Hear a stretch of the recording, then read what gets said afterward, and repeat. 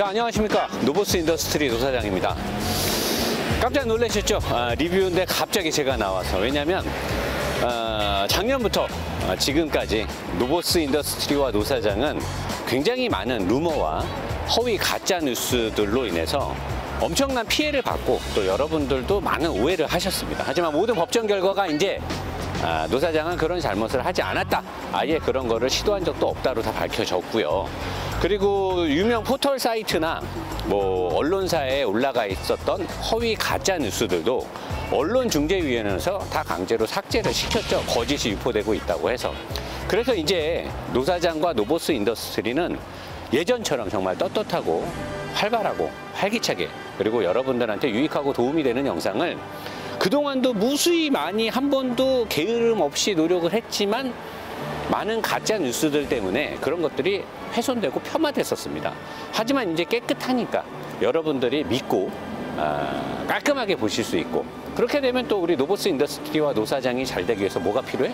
PPL이 당연히 들어가겠죠. 근데 그동안은 그럼에도 불구하고 PPL을 밀어주셨던 사장님들이 있었지만 저희가 또는 제가 정중하게 사양을 했습니다. 왜냐? 혹시라도 그분들한테 피해가 갈 수 있으니까.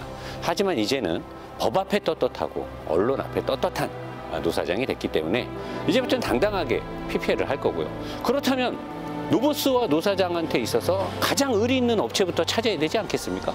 때마침 우리 최 대표님이 어떻게 알고 귀신같이 또 뉴스를 찾아봤나 봐요. 먼저 연락이 오셨어요. 물론 저한테 많은 정보도 빼갔죠. 차량 정보에 대해서. 하지만 우리 의리의 메가스마일에서 PPL이 들어왔는데 시기도 좋아요. 겨울철에 또 손 얼어갖고 이 닦기 힘들까봐 하필이면 또 이렇게 새로 출발하는 노보스한테 새로운 제품 뉴 전동 칫솔이 나왔더라고요. 뭐 전동 칫솔 뭐가 새롭냐, 뭐 기타 많은 회사에서 많이 팔지 않냐 그런데 아니죠. 완전히 다릅니다, 이 제품. 또 이 제품이 어떤 제품인지는 딱 들고 해야 되니까 분당 42,000번의 음파진동. 그냥 회전이나 뭐 이런 게 아니야. 음파진동 알아요? 음파진동? 보통 칫솔이 아니거든요. 지현아, 칫솔! 좋았어. 나이스 캐치. 요거거든요. 올라가서 자세히 설명해 드릴게요. 요거.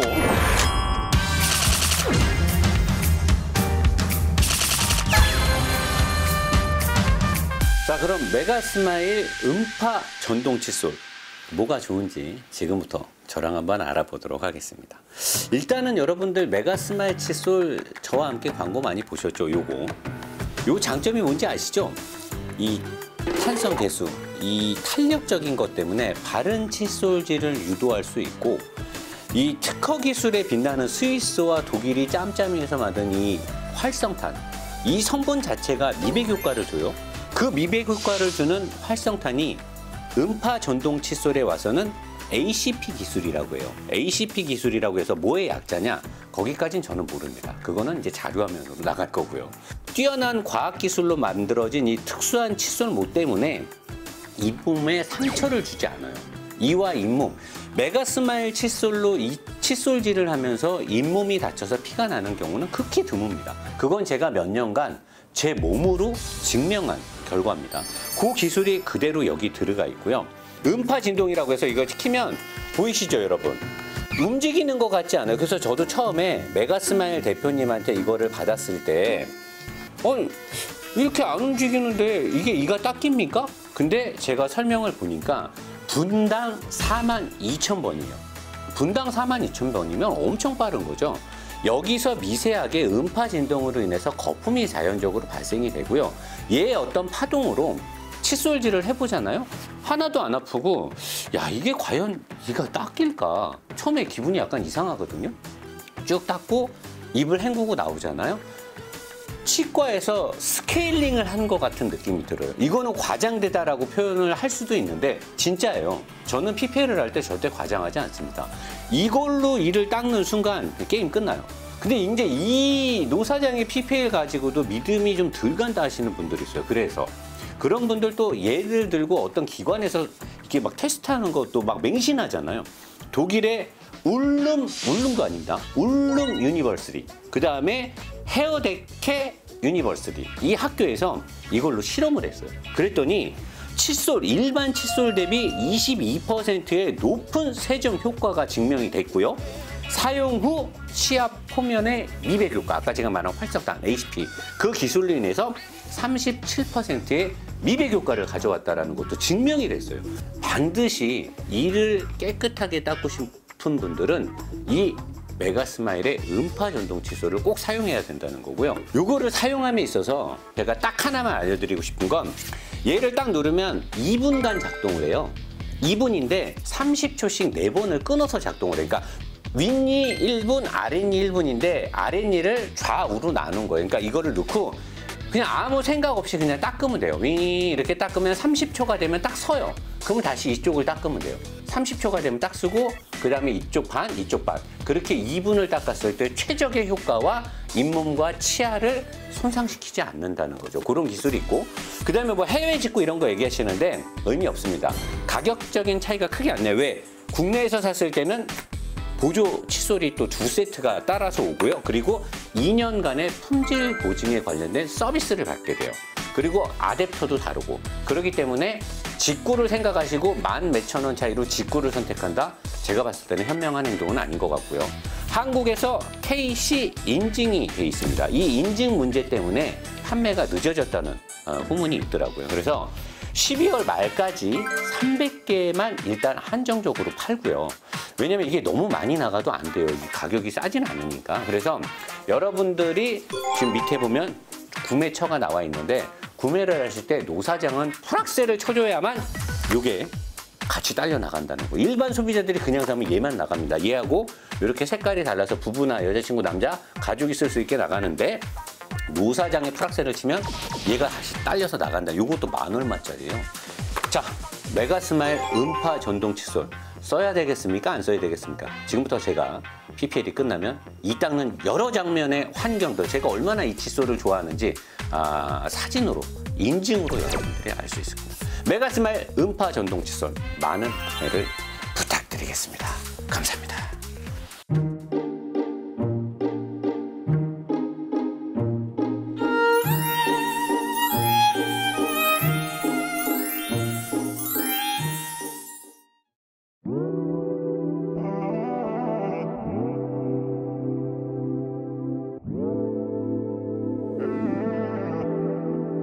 Have you ever fallen out of love? We hide and play dumb or change the station to push turns into shove. We get so clever at covering it up. Everyone knows our hearts in their holes. There's water in the boat. Bittersweet words dancing in my 자, 배터리 얘기를 심도 깊게 들으셨죠? 현재 자동차 배터리가 어떻게 되는 거고, 테슬라가 어떤 배터리를 썼는지.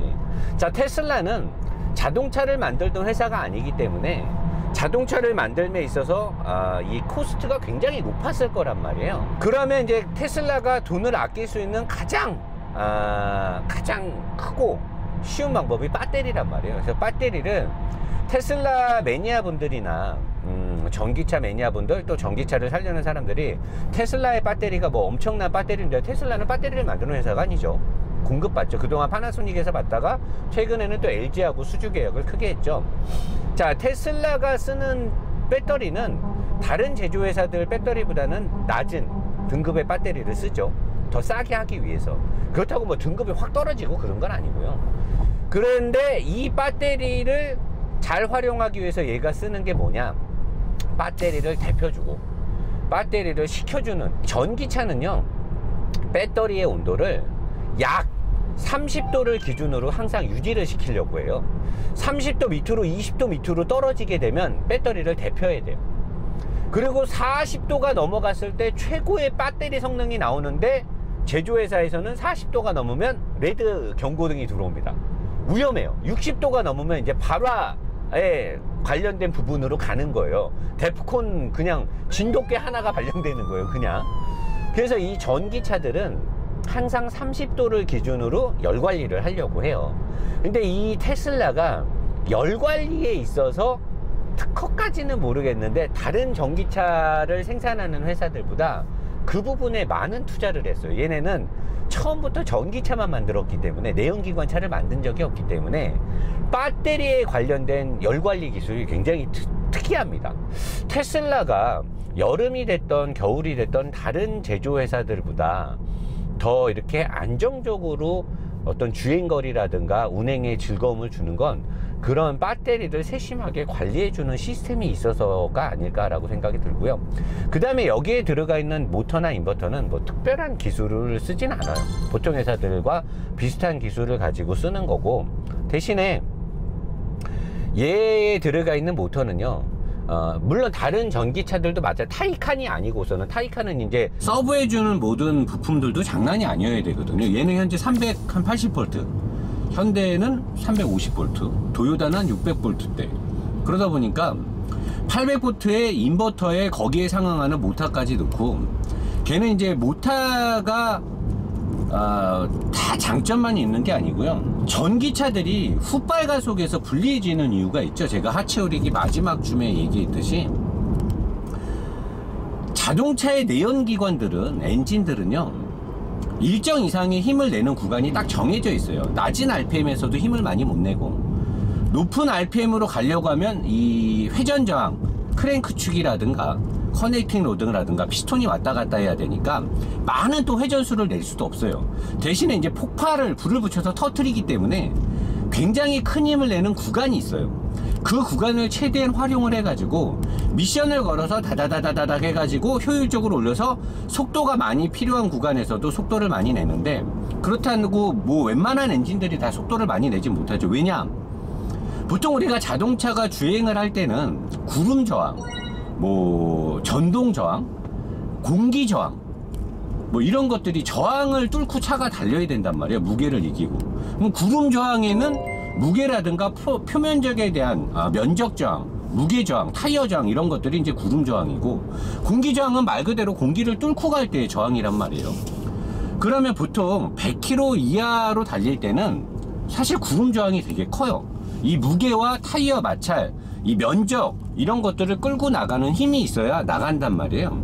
그러면 이 전기차나 엔진차나 그런 상황에서 차를 갈 수 있게끔 힘을 있는 엔진을 넣든 모터를 넣잖아요. 가는데 이제 차가 빨라지려면 100km를 넘어가기 시작하면 어떤 문제가 생기냐면은 80km 이하, 100km 이하에서는 구름 저항이 공기 저항보다 더 저항이 커요. 근데 100km를 넘어서 150km, 200km 이렇게 가면 물리 법칙에 의해서 공기 저항은 속도의 제곱에 비례한단 말이에요. 제곱. 속도의 제곱으로 저항값이 커져요. 속도가 빨라지면 빨라질수록. 근데 구름 저항이나 면적 저항이나 이런 것들은 그냥 비례하게 올라가요. 속도가 빨라진다고 해서 구름 저항이 더 많아지거나 그러진 않아요. 똑같이 비례로 올라간단 말이에요. 속도랑 똑같이, 무게랑 같이. 자, 그래서 속도가 빨라졌을 때 100마력인 차가 100km까지 간대. 그럼 이제 저도 어렸을 때 그랬거든요. 그러면 200마력이면 200km 가는 거 아니야? 아니더라는 거지. 왜? 힘은 2배로 늘었지만 속도가 200이 되면 제곱으로 저항값이 높아지기 때문에 300~400마력이 돼야 200km를 달릴 수가 있는 거예요. 만약에 100마력이 100km를 간다라고 하면. 그래서 전기차하고 엔진차가, 전기차는 엔진처럼 미션에 다다나도 없고, 엔진처럼 RPM이 올라가면서 토크와 마력이 이렇게 올라가다 바뀌는 게 아니다 보니까 처음에 힘이 쫙 나와서 쫙 나가. 그러다가 이제 전기차들이 왜 150, 200 이후에 훗발해서 불리해지냐면, 디젤 엔진처럼 토크의 조류, 이런 토크, 그러니까 엔진은 토크가 계속 살아나면 미션을 걸어가지고 토크의 힘을 활용해서 미션의 기여비로 인해서 속도를 더 높이는데, 얘는 일단 미션이 없잖아요. 미션이 없는 데다가 얘가 낼 수 있는 모터가 아무리 리니어하게 토크와 출력 곡선이 쫙 올라간다 하더라도 처음부터 제로부터 모든 키로를 다 커버할 수 있게 만들 수가 없단 말이에요. 그걸 커버하게 만들려면 제로 영역의 200km 이상의 영역에서 충분히 힘을 낼 수 있는 굉장히 센 모터와 굉장히 많은 전력을 공급해 줄 수 있는 배터리와 그걸 컨트롤할 수 있는 인버터를 달아야 되는데, 그럼 차값이 무지하게 비싸지죠. 그러니까 테슬라 S나 타이칸이 비싼 이유는 그런 것들을 갖고 있기 때문에 비싼 거예요. 근데 우리가 일상적으로 타는 i3, 코나, 니로, 리프 이런 이 테슬라 모델 3에 들어가는 모터나 배터리의 전력량이나 인버터는 그 영역까지는 커버할 수가 없어요. 그래서 150, 160, 170까지는 겁나게 잘 나가다가 그 이후부터 얘네들이 속도를 더 못 내는 이유는 뭐냐? 공기 저항을 뚫기가 굉장히 어려워서 그래요. 그래서 그거를 극복하려면 미션을 달면 돼요. 미션을 달아서 기어비를 쪼개가지고 출력의 힘을 효율적 있게 쓰게 하면 되는데, 그럼 그렇게 하면 되잖아요, 노사장님. 그럼 차값이 비싼데다가 지금은 전기차가 이 모터만으로도 충분히 이 영역이, 전기차를 뭐 300으로 쏘라고 만든 건 아니잖아요. 이 영역이 충분히 커버가 되니까 전기차에 그걸 달 필요가 없는 거예요. 근데 나중에는 제가 옛날부터 그랬잖아요. 하이브리드 차에 미션에 모터가 들어갈 거다. 그리고 전기차도 미션을 달아가지고 효율성을 극대화시키면 굉장히 좋아진다. 근데 그렇게 하면 비싼 데다가 공간 효율적으로 필요가 없어요. 지금 이걸로만 해도 돼. 근데 타이칸은 제가 봤을 때 분명히 클러치가 아마 있을 거예요. 그렇기 때문에 걔네들이 그렇게 높은 속도를 내는 거고, 이런 구간에서는 자율주행이 얼마나 잘 되나 한번 볼게요. 됐어. 한번 잘 가나 한번 봅시다. 53km 맞춰놓고 가는데 이런 길에서는 얼마나 잘 가는지. 이렇게 주황색 선이 확실하게 있고 하얀색 선이 확실하게 있는 데서는 제가 봤을 때 굉장히 잘 갈 것 같거든요. 이런 데서 못 갈 이유가 없잖아. 앞차와의 간격을 좀 줄여볼까요? 너무 크루즈 작은 거를 너무 길게 잡은 것 같아. 싹 커브도. 근데 어떤 분이 이제 이렇게 막 유턴 비슷하게 가는 거를 테슬라만 잘 간다 그러는데, 사실 다른 회사, 저는 옛날 벤츠도 이런 길을 가더라고요. 그 자율주행 듣고 갔을 때. 너무 테슬라만 맹신할 필요는 없는데, 테슬라가 좀 진짜 잘 가네. 이렇게 파란색이 들어오면 한번 이렇게 쳐줘야 돼요. 야, 이건 좀 무서운 거 아닙니까? 이런 국도 이렇게 꾸불꾸불한 길을 내리막 오르막길을 지가 막 이렇게 가니까, 이거 진짜 저 직업 이제 다른 거 알아봐야 되나요? 여러분 어떻게 저 취직 자리 좀 어떻게 세차장을 차려야 되는 거. 이 로봇가 또 세차하면 또 자동 세차가 개발. 아, 이거 큰일 났네 이거. 응? 오, 이 새끼 방금 위험했어. 방금 이 새끼 중앙선을 침범하려고 그랬어.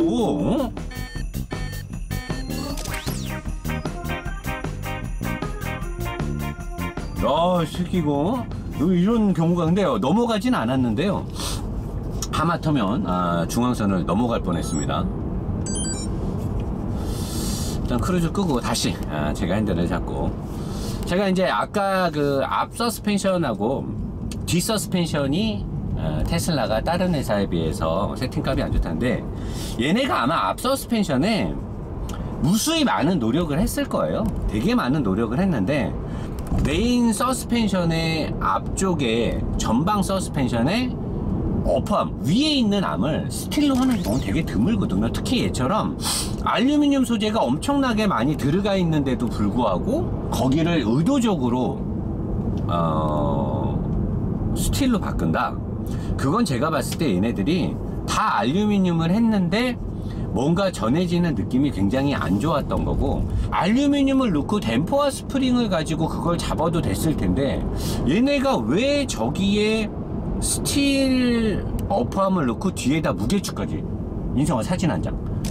어퍼암에요, 스틸을 넣고 희한하게 스틸 안에 플라스틱을 넣어서 조인트를 잡은 다음에 운전자 쪽으로 캐스터 각을 줘야 되는 쪽에 무게추를 달아놨단 말이에요. 이렇게 세팅한 차는 저는 리뷰하면서 처음 보거든요. 얘네가 이렇게 했을 때는 분명히 스티어링을 꺾고 어떤 이런 유철 구간이나 이런 데 지날 때 차에서 주는 어떤 느낌이 있었기 때문에 그 주파수를 상쇄시키기 위해서 한 것 같은데, 어쩌다 간혹 잠깐 앞바퀴가 이렇게 털리는 느낌이 나는데, 그건 제가 봤을 때 서스펜션의 문제다라기보다는 댐퍼의 문제 같아요. 댐퍼가 위로 올라갈 때 프레싱이라 그래요. 댐퍼가 쭈그러드는 걸 프레싱, 우리 프레스 압축한다 그러네.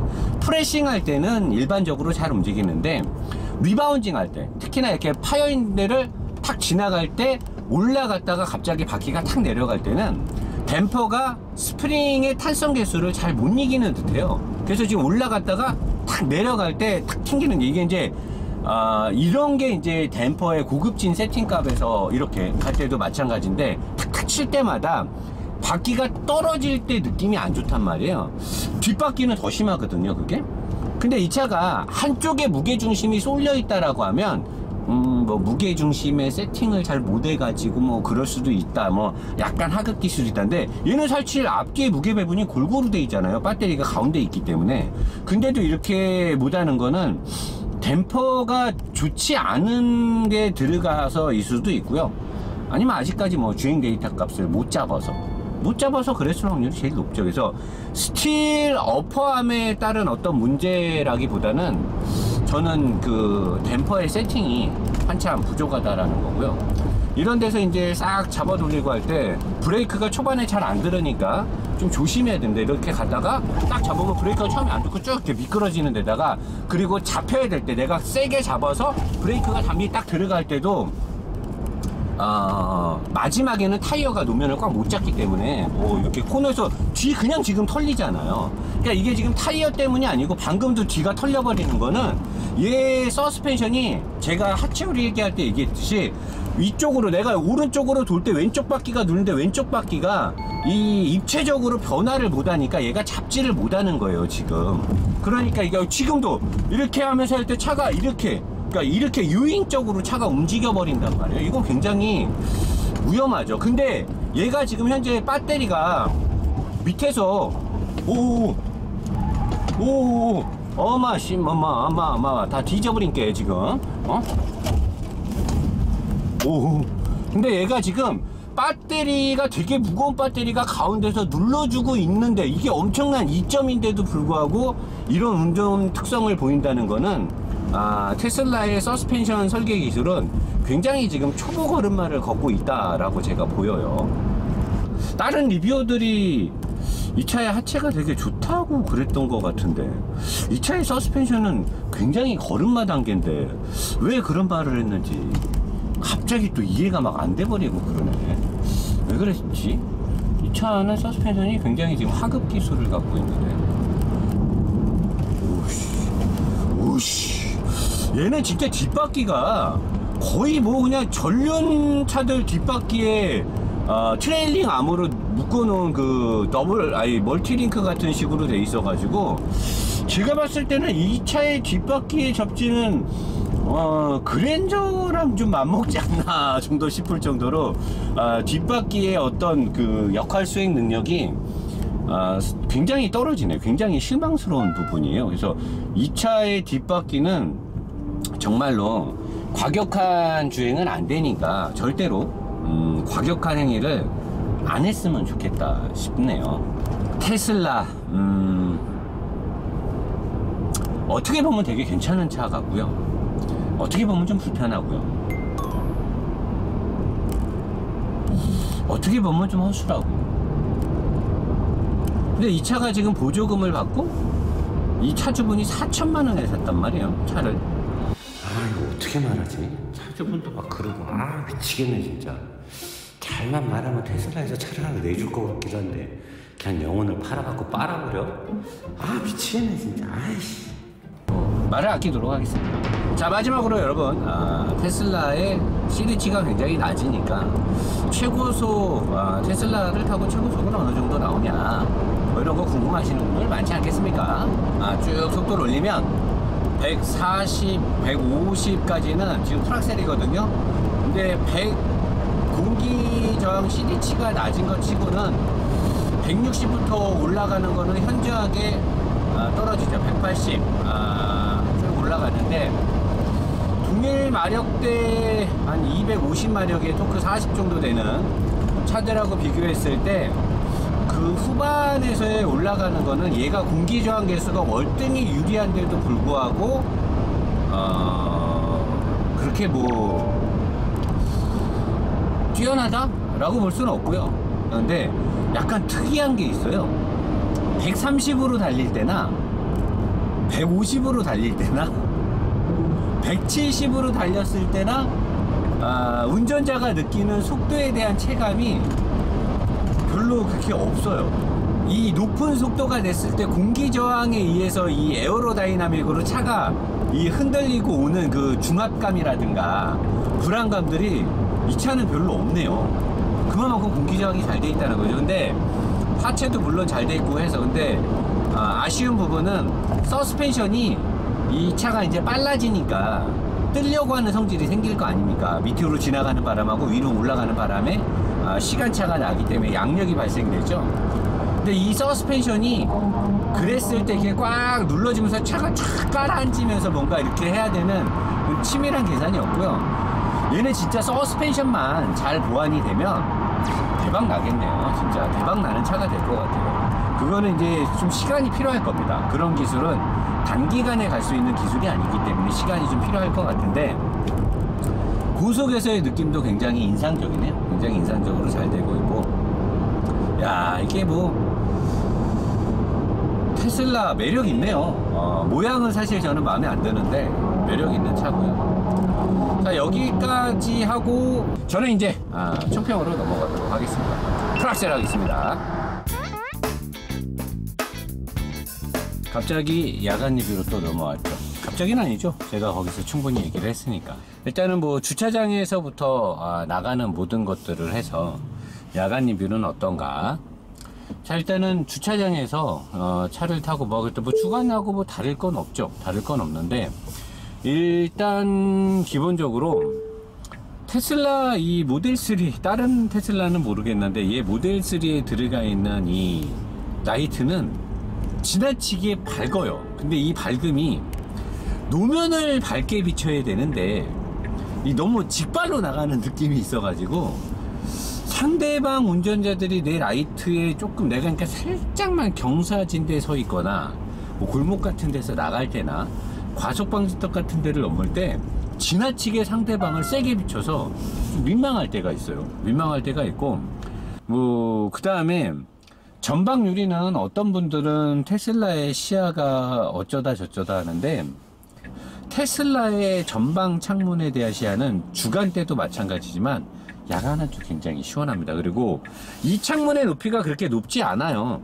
그럼에도 불구하고 측면의 시야도 나쁘지 않고 후방 시야는 이 주간 때랑 마찬가지로 룸미러가 그렇게 크진 않아요. 근데 이제 가장 문제는 야간에도 주간 때와 마찬가지로 이 작은 사이드 미러에서 주는 시야각이 굉장히 좁죠. 더군다나 양쪽 사이드 미러 다 크롬 미러 아니면은 어떤 코팅 미러가 들어가서 밤에 뒷차에 헤드라이트가 눈부시지 않게 해주고 낮에 비 오거나 이럴 때 물방울의 굴절로 인해서 뒷시야가 떨어지는 걸 방지해주는 저게 안에 크롬 액을 넣은 크롬 미러인지 아니면은 이 틴트 필름 같은 거를 발라놓은 건지 모르겠지만 아무튼 제가 현재 시야는 그닥 좋지 않습니다. 안 좋고 다른 차들과 비교해서 얘는 이 대시보드 쪽에 계기판이 없잖아요. 일단 그리고 여기에 있는 이 커다란 노트북만한 이 화면은 밤에도 그 어떤 상황에서도 운전자의 시야를 뺏지 않아요. 이 색톤 자체가 굉장히 되게 낮아요. 그래서 눈의 피로나 시야를 뺏지 않고 주간 때랑 마찬가지로 여기에 들어오는 이 속도계 말고는 아무것도 사실 볼 거 없죠. 이런 거 사실 안 보거든요. 그렇다면 야간에 오토파일럿은 어떠냐?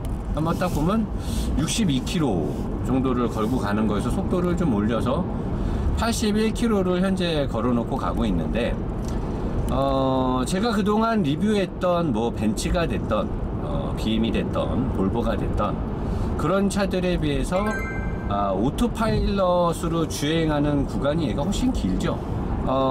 주의 사물을 인지하거나 어떤 차선에서 뭐 앞뒤 간격이라든가 이 크루즈 차간 거리를 제가 좀 여유있게 이해가 두고 가는데 우편향 좌편향 느낌도 크게 받을 수 없고요.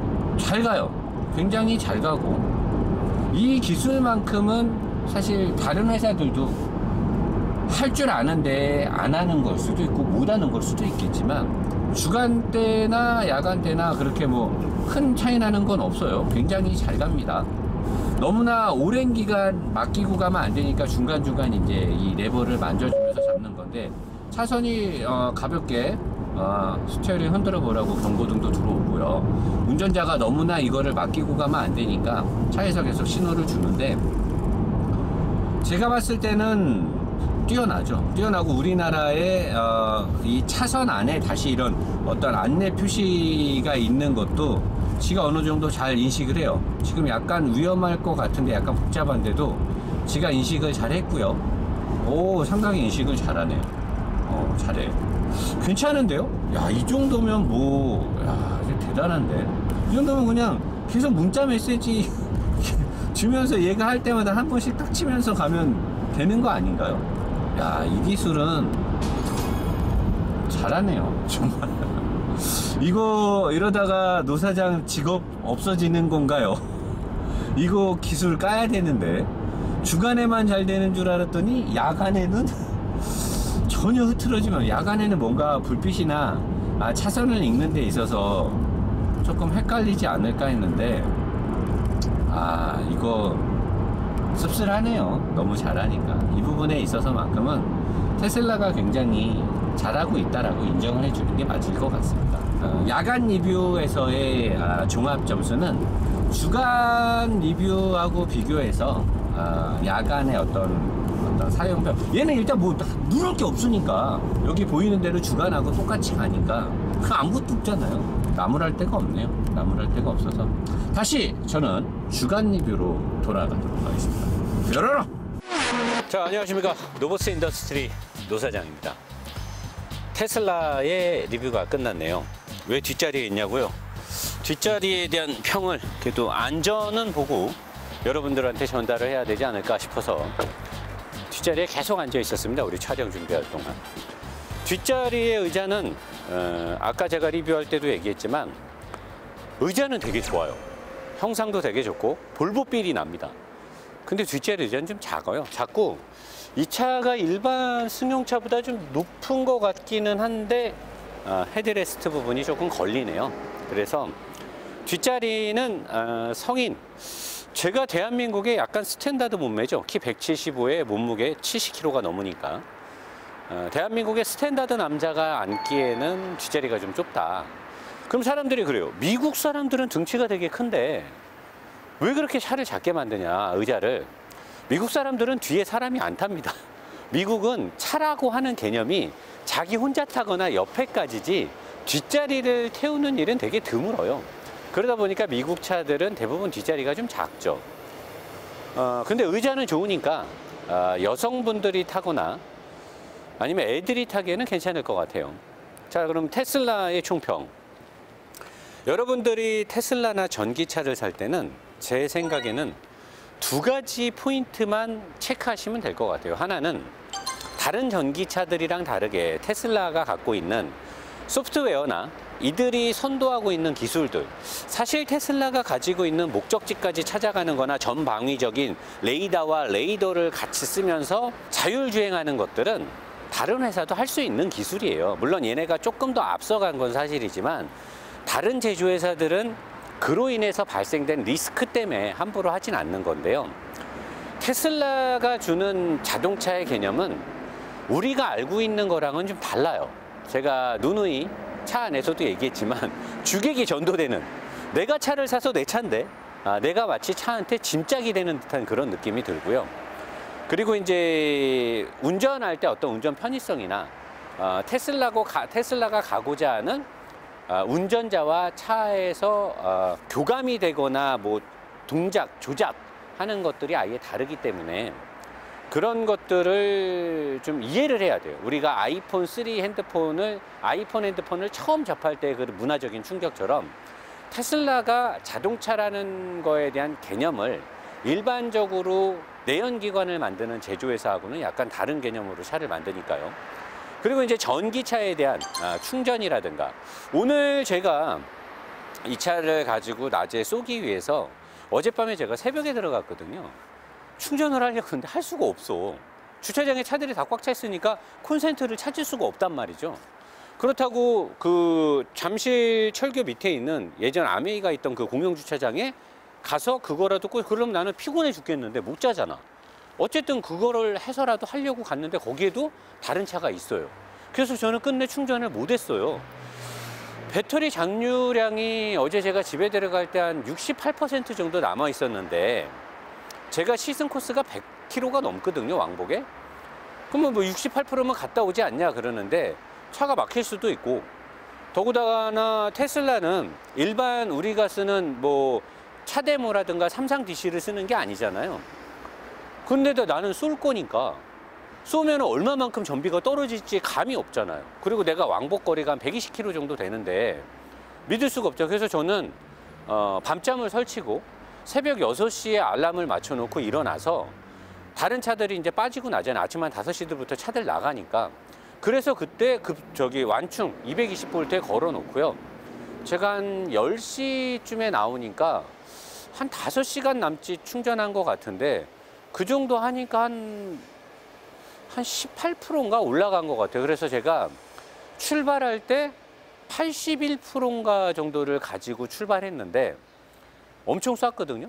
81%를 갖고 120km를 좀 쏘면서 정속 주행하면서 왔는데, 여기 사무실에 딱 도착하니까 전류량이 28%인가 26% 남더라고요.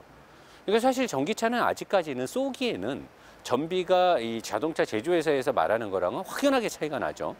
그래서 그런 부지런함이 필요한 거고, 그 다음에 테슬라는 제가 리뷰하면서도 얘기했지만 이 앞 서스펜션의 어떤 물리적인 것들, 뒷 서스펜션의 물리적인 것들, 그 다음에 낮은 무게중심을 갖고 있는 장점을 아직까지는 모든 제조회사들이 그런 데이터 값이 없거든요. 그러다 보니까 운전을 할 때 그 어색함, 차라리 안전하고 뭐 하면서 어색하면 우리가 적응하면 되죠. 근데 제가 봤을 때는 어색함 플러스 불안감이 있는 거죠. 근데 그걸 가지고 죽자고 테슬라를 까기에는 사실 제가 봤을 때는 이 정도 한 것도 대단하다라고 생각이 들거든요. 뒷 서스펜션의 문제점은 명확하게 개선이 돼야 되고, 아마 모델 S는 다를 거예요. 그리고 이 퍼포먼스 팩이 있잖아요. 얘가 분명히 다를 겁니다. 그리고 앞바퀴에 구동이 들어가고 마력이 더 세면 뭐 300마력대 이상, 300마력 후반대면 다르다 그러는데, 그들이 만약에 뒷 서스펜션이 얘랑 같은 오링크의 같은 구조라면 태생적인 서스펜션의 한계는 극복할 수 없습니다. 그 부분은 아마 테슬라가 다른 모델과 다르거나 아니면 앞으로 더 쌓여지는 데이터베이스를 가지고 바꿔야겠죠. 저는 사실 테슬라가 우리나라 현대자동차나 유럽 쪽에 있는 자동차를 잘 만드는 회사랑 제휴가 됐으면 하는 바람이 있는데, 테슬라의 정책이나 방향성을 우리가 예측할 수는 없죠. 그리고 또 자체적으로 테슬라가 잘할 수도 있고요. 어떤 사람은 테슬라를 보면서 노 사장 영상 보니까 테슬라 못 달리고 어쩌고 저쩌고, 전기차를 사면서 그렇게 말하면 안 되죠. 전기차의 개발 목적은 스포츠성이 아니잖아요. 이제 안정화도 아직 안 된 상태에서 스포츠성을 논하기엔 너무 성급한 거고요. 이 상태에서 조금 더 간 다음에, 그리고 나면 스포츠성이나 유틸리티, 다목적도 추가가 되지 않을까라고 생각이 들어요. 보통의 리뷰어들이 한참 리뷰를 하고 끝내 마지막에 이런 말을 하더라고요. 그럼 너 같으면 사겠냐? 안 산다 그러더라고요. 노 사장은 누군가 저한테 물어봐요. 당신 같으면 테슬라를 사겠냐? 저는 사요. 저는 돈 있으면 살 것 같습니다. 부족한 부분이 많고요. 아직 어설픈 부분도 있지만, 저는 이들의 도전 정신과 이들의 역사를 비추어 봤을 때 이들의 역사에서 이 정도의 차가 나왔다라는 건 저는 대단한 업적이라고 생각을 합니다. 100년이 넘은, 130년이 넘은, 그리고 70년이 넘은 제조회사들하고 엄격한 잣대를 들이댄다는 건 저는 공평하지 않다라고 봐요. 그리고 지금 이 정도의 차가 이 정도의 가격에 나왔다라는 건 전 진짜 대단하다고 봅니다. 사실 마음 같아서는 테슬라 코리아에서 노 사장한테 의전차를 하나 내주고 홍보대사를 하라고 하면 할 마음이 있을 정도로. 왜냐하면 너무나 달라요. 우리가 탔던 차들하고 너무나 다르단 말이에요. 많이 부족하죠. 부족한데 너무나 다른 이 색다른 문화를 이제는 우리는 받아들여야 되고 이해해야 되지 않나 싶어요. 내연기관이 틀렸다?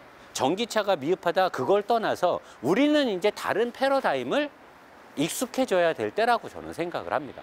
그 부분에 있어서 앨런 머스크가 참 대단한 사람이라고 보고, 아직까지는 전기차에 너무나 스포츠성을 기대하지 마시고 타이칸하고 이 차에 퍼포먼스 모델이 있으니까, 또는 테슬라 S가 있으니까 이 차는 정말로 출퇴근만 하고 자동차의 기본 개념으로만 쓰는 사람한테는 가장 적합한 차고, 시스템이 어쨌든 배터리가 싸든 다 떠나서 자동차 제조회사들이 테슬라를 긴장할 수밖에 없구나라는 생각을 하게 됐습니다. 테슬라라는 브랜드 다시 봐야 될 것 같고요. 여러분들은 테슬라의 자율주행과 테슬라의 모든 시스템을 직접 경험해 보셨으면 좋겠습니다. 이만 물러가도록 하겠습니다. 당근 감사합니다.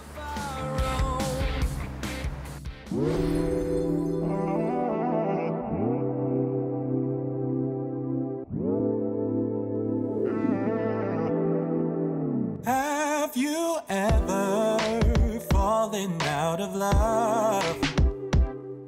We hide and play dumb or change the station to push turns into shove. We get so clever at covering it up. Everyone knows our hearts in their holes. There's water in the boat.